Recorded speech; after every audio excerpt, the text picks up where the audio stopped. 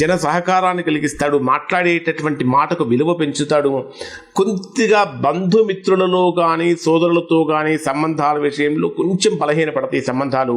ఆ విషయంలో జాగ్రత్తగా ఉండాలి. జనరల్గా తృతీయ స్థానంలో సంచరించి రాహు యోగాన్ని ఇస్తాడు, కానీ కొన్ని చిన్న చిన్న పరిహారాలు కనుక చేసుకుంటే ఇంకా గొప్ప ఫలితాలు పొందుతారు.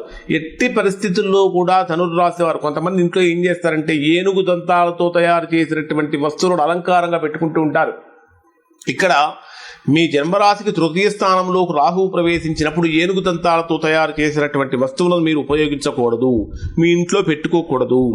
సాధ్యమైనంత వరకు వీలైతే ప్రతి సోమవారం పాలు బియ్యం పేదవాళ్లకు దానంగా సమర్పించండి. తద్వారా తృతీయ స్థానంలో సంచరించి రాహు మీకు అపరిమితమైనటువంటి భాగ్యాన్ని ఆనందాన్ని కలిగిస్తాడు, ఆత్మస్థైర్యాన్ని కూడా కలిగిస్తాడు. ఇంకా వీలైతే సోమవారం రోజున కానీ శనివారం రోజున కానీ గురువారం రోజున కానీ పొంగలి అంటే బెల్లంతో తయారు చేసినటువంటి పొంగలిని తయారు చేసి మీకు దగ్గరలో ఉన్నటువంటి దేవాలయానికి సమర్పించండి. నువ్వులు పొగాకు దానం చేయటం వలన కూడా తృతీయ స్థానంలో సంచరించేటటువంటి రాహు యొక్క చిన్న చిన్న ప్రతికూలతలు అనేటటువంటివి తొలగిపోతాయి. ఖచ్చితంగా ఈ 18 నెలల పాటు ఒక వెండి ఉంగరాన్ని ధరించడం వలన కూడా ఇక్కడ వీరికి చక్కగా సంతృప్తికరమైనటువంటి జీవితాన్ని పొందుతారు. ఇప్పుడు చెప్పినటువంటి ఫలితాలు ధనుర్రాశిలో ఉన్న అందరికీ కూడా వర్తిస్తాయి. ఇంకా ఎవరికైతే రాహు మహర్దశ జరుగుతున్నదో అటువంటి వారు ఇంకా మంచి ఫలితాలే పొందుతారు.